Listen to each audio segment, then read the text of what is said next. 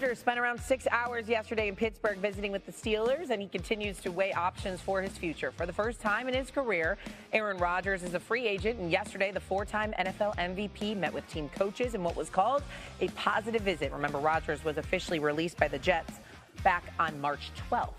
NFL reporter Jeremy Fowler here with the latest. And Jeremy, as of right this very second, what is Pittsburgh's interest in signing Aaron Rodgers? Well, Shay, I talked to somebody with the Steelers. The interest remains strong. Yesterday's visit was more exploratory, more of a get-to-know-you session. There wasn't any contract talks involved. Steelers have had a contract offer out to Aaron Rodgers. That's sort of been known at this point. But they were so serious about bringing Rodgers in that Steelers brass skipped Michigan's Pro Day, which if you know the Steelers, that's a big deal. They love to send their cavalry to every big Pro Day. So the heavy hitters with the organization stood in town to meet with Rodgers, and certainly Russell Wilson or some other options aren't completely off the table for Pittsburgh, but they have shifted their focus over the last few weeks squarely on Rodgers, and they hope to get that done. Peel back the curtain, I did ask Jeremy, when does a decision have to be made on Rodgers? He told me indefinitely, never. So we could wait this out for a very long time, although it seems like April 24th, the draft, would be a good time for a decision to be made on a quarterback there in Pittsburgh. Another domino in this quarterback web fell yesterday. Jameis Winston signing with the Giants on a 2-year deal. And so, Jeremy, what does this move indicate about the Giants' plan at quarterback with the third pick in the draft? Well, the Giants feel like they at least have a bridge option. I'm told this doesn't necessarily take Aaron Rodgers out of the equation, but it's the belief league-wide that the Giants have been in that sort of number 2 seat for Rodgers all along. That Pittsburgh's been the focus, but they are still sort of in the mix there as a potential option. So, and look, I've talked to people who think that the Giants could sign 2 free agent quarterbacks, that hasn't been totally off the table because of their dire need there at the position. They went into the last few weeks with really just having Tommy DeVito as a exclusive rights free agent that they could pick up. And so there's not much there in the quarterback room. Even if they draft somebody, they need reinforcement. So they have Winston in the fold.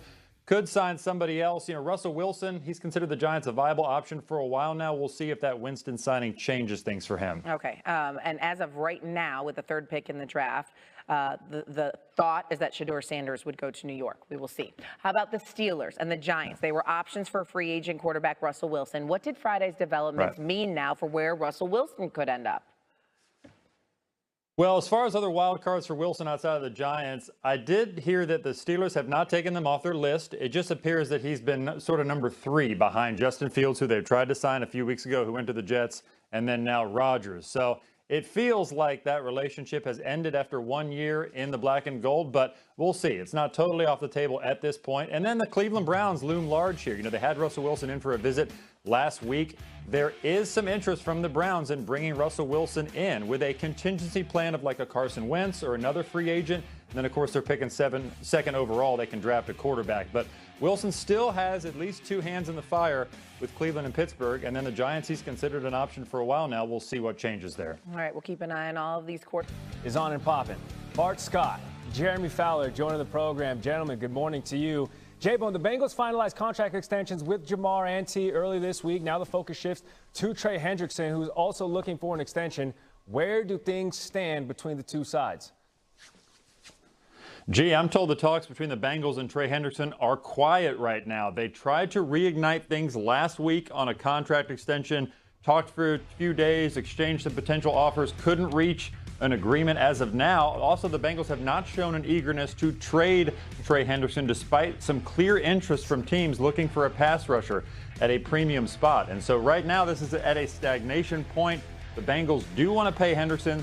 They've made him contract offers, but they are not in the eyes of the player commensurate with his skill set as a guy who has 35 sacks over the last 2 years. The pass rush market has exploded well above $35 million per year right now. So that's the rub right now. The team is going to continue to try. Their goal all along has been to lock up all 3 stars, Ja'Marr Chase, T. Higgins, Trey Hendrickson. Yeah, but they prioritize signing of Ja'Marr Chase and T. Higgins.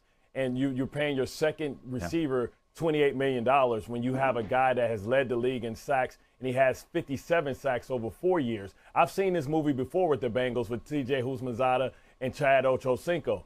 In this division, you have to play defense, and nobody's been better at the position, not even Myles Garrett over the last 2 years, and Trey Hendrickson. And last year they put a Band-Aid on the wound last year thinking that he would have a down year or the market wouldn't explode. This is what happens. The Bengals haven't prioritized defense, and that's why they lost players like Jesse Bates, because they wait to the last minute to pay them, hoping that they have a down year. And now Trey Henderson has all the leverage.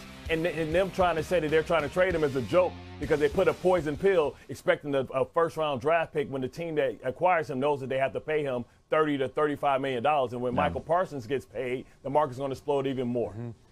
All right, Bart, so sticking on that, and you obviously want your guys to have your back within that locker room, but can a point be made that, listen, the Bengals defense was not that great last season with Hendrickson leading the league in sacks, so going out there and trying to get a return for him instead of paying him, because obviously the defense wasn't that great without him, is that something that the Bengals can stay claiming? Well, you don't get better by getting rid of your best player. When he said them. And so, Bart, I am told you have things on you to get off your chest, things you can't wait. Greeny, I tried to get here Monday. That's how pissed off I was. I am tired of the disrespect laid at the feet of the defensive players. It's time to set the record straight. And I got a lot of stuff to say. So who does it start with? It starts with Joe Burrow, a.k.a. Macaulay Culkin. Listen, we all love the beautiful story. Listen to this. Oh, I love you so much. Get a sack. Let me tell you what, you got to get the ball back. If one thing the Super Bowl taught us is that offense wins games, defense wins championships. While he's showing all the love to his brothers there, he's spitting in the face of Trey Henderson, because he should be advocating for him. In what world, D. Wood, do you pay the second receiver on your team before you pay arguably the best defensive end in all of football? Last year, 17.5 sacks, over 57 sacks in over 4 years, and this guy's the 55th highest paid defensive player in football. A major story has just emerged about the Minnesota Vikings that could change the course of their 2025 season. In need of an experienced backup quarterback, the Vikings are seriously considering Ryan Tannehill. In this video, I'll tell you everything we know so far about this potential deal and what it could mean for the future of the team. Don't miss it. Before diving into the details about Ryan Tannehill, there's something else important we need to review. The Vikings are also discussing what to do in the 2025 NFL Draft. Should they focus on finding a backup quarterback, or should they reinforce other key positions? This could be a decision that changes the team's trajectory. It has recently been revealed that the Vikings are looking for a veteran quarterback to back up their young starter, J.J. McCarthy. Ryan Tannehill, despite being away from football during the 2024 season, has expressed willingness to join a team if the opportunity is right. With a career interception rate of only 2.4%, Tannehill could bring stability to the position without the need to compete for a starting spot. But will that be enough to convince him? What do you think? Do you believe Ryan Tannehill would be a good option for the Vikings as a backup? Or do you think the team should look elsewhere? Leave your opinion in the comments. Now, let's dive into the main news. Could the Vikings manage to sign Tannehill and give their team a new direction? Let's find out. The Minnesota Vikings are looking for an experienced backup quarterback to support their young starter, J.J. McCarthy. Negotiations with Ryan Tannehill are underway, and while he enjoys his time in Nashville, the opportunity to join a competitive team like the Vikings could be a great option. If Tannehill decides to join the Vikings, his experience could be crucial in strengthening the team's quarterback position. Tannehill's potential addition to the Vikings could provide significant stability to the quarterback position, especially given his track record. This could be a big boost for the team, but it also raises questions about the chemistry with J.J. McCarthy and Tannehill's future.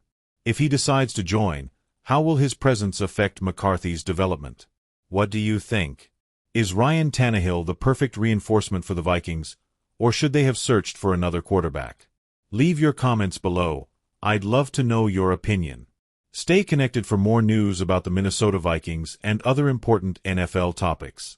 See you in the next video.